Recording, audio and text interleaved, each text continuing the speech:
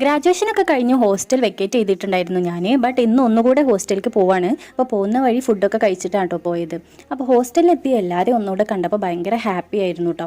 അപ്പോൾ പിന്നെ ഞങ്ങൾ കുറച്ച് നേരം ലുഡോവും ഒക്കെ കളിച്ച് യൂനോ കാർഡൊക്കെ കളിച്ചിരുന്നു. അതൊക്കെ കഴിഞ്ഞിട്ട് ഈവനിങ് ടൈമിൽ ഞങ്ങൾ വിശാൽ മാർട്ട് പോയി.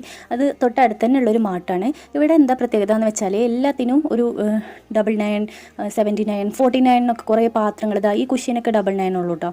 അപ്പോൾ അങ്ങനെ നമുക്ക് ഇതിനൊക്കെ 99 ഉള്ളൂ. നമുക്ക് ഒരുപാട് സാധനങ്ങൾ അങ്ങനെ കിട്ടും. അപ്പോൾ ഇതൊക്കെ കുറച്ച് വാങ്ങുമ്പോൾ തന്നെ നമുക്കൊരു ഹാപ്പി അല്ലേ, പൈസ നമ്മുടെ കയ്യിൽ നിന്നാണ് പോകുന്നത്. അപ്പോൾ ഉമ്മക്ക് കുറച്ച് പാത്രം വേണമെന്ന് പറഞ്ഞിരുന്നു. അപ്പോൾ ഞാൻ അതൊക്കെ വാങ്ങിയിട്ടുണ്ടായിരുന്നു. അപ്പോൾ അതിൻ്റെ കൂടെ ഒരു ബിസ്ക്കറ്റ് ഫ്രീ ആയിട്ട് കിട്ടിയിട്ടുണ്ടായിരുന്നു കേട്ടോ.